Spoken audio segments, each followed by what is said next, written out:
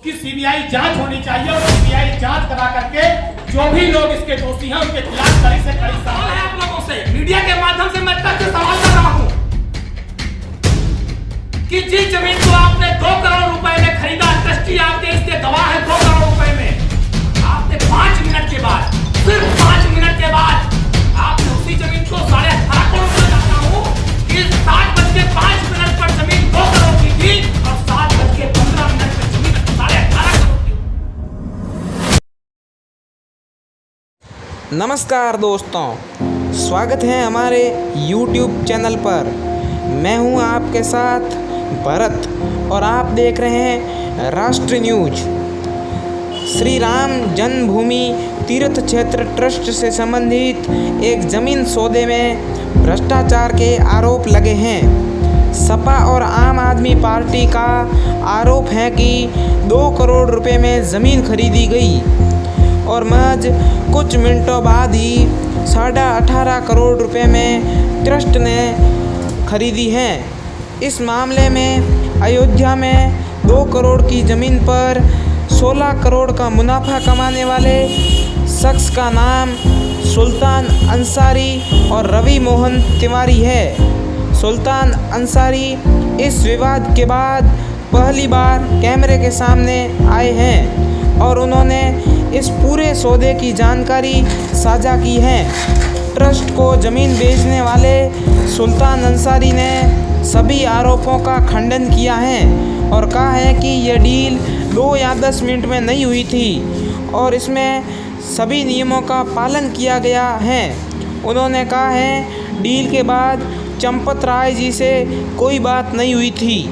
सुल्तान अंसारी ने कहा कि वर्ष 2011 में पहली बार एग्रीमेंट हुआ था और उस एग्रीमेंट में हमारे पिताजी और हरीश कुमार पाठक थे, लेकिन जब 2021 में बेनामा हुआ तो हमने तिवारी जी को भी उसमें शामिल कर लिया।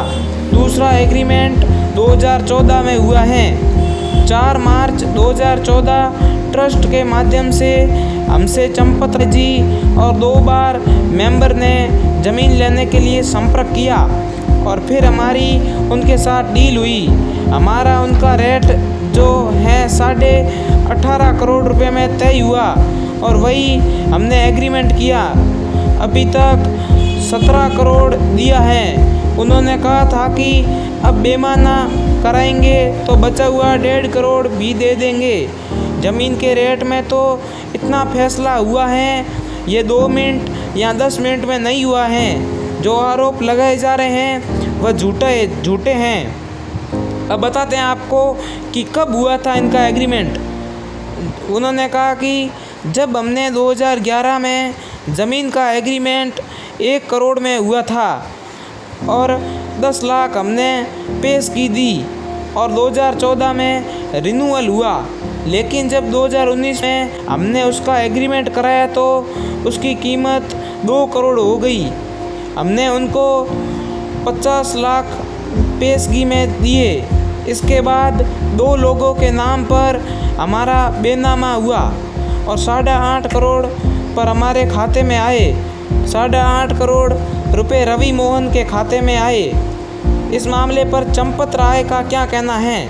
श्री राम जन्मभूमि तीर्थ क्षेत्र ट्रस्ट के महासचिव चंपत राय के बयान जारी कर कहा कि आरोप की भाषा में वक्तव्य देने वाले व्यक्तियों ने आरोप लगाने से पहले तीर्थ क्षेत्र के किसी भी पदाधिकारी से तथ्यों की जानकारी नहीं ली। इससे समाज में भ्रम की स्थिति उत्पन्न हुई है। समस्त श्री राम भक्तों से निवेदन है कि वे ऐसे किसी दुष्प्रचार में विश्वास न करें ताकि श्री राम जन्मभूमि मंदिर का पूर्ण पारदर्शिता के साथ चल रहा निर्माण कार्य शीघ्र निर्विघ्न संपन्न हो।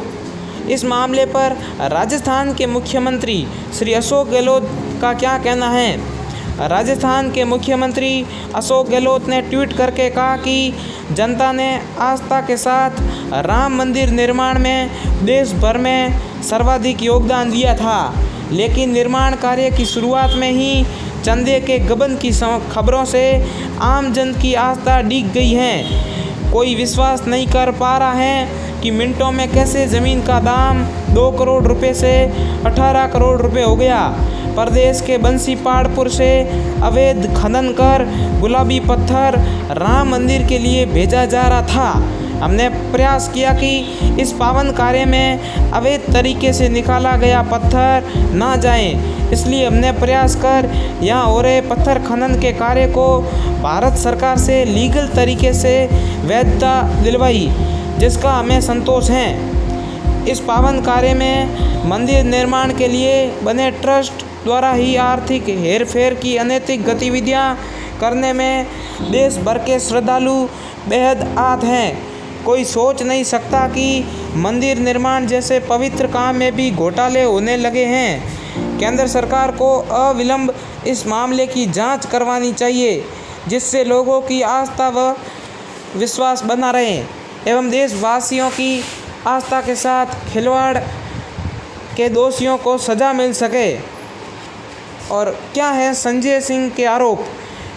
आम आदमी के राज्यसभा सदस्य संजय सिंह ने श्री राम जन्मभूमि तीर्थ क्षेत्र ट्रस्ट पर भ्रष्टाचार के गंभीर आरोप लगाते हुए उसकी जांच सीबीआई और प्रवर्तक निदेशालय ईडी से करवाने की मांग की थी।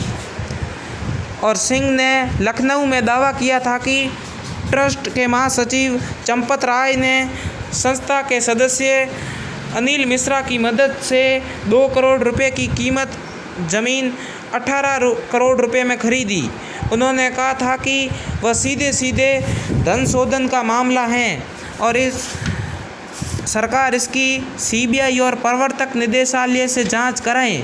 समाजवादी पार्टी की पूर्ववर्ती सरकार में मंत्री रहे एवं अयोध्या के पूर्व विधायक पवन पांडे ने भी अयोध्या में राय पर भ्रष्टाचार के ऐसे ही आरोप लगाए और मामले की जांच सीबीआई से कराने की मांग की। इस मामले पर आपका क्या कहना है, कमेंट बॉक्स में ज़रूर बताएं।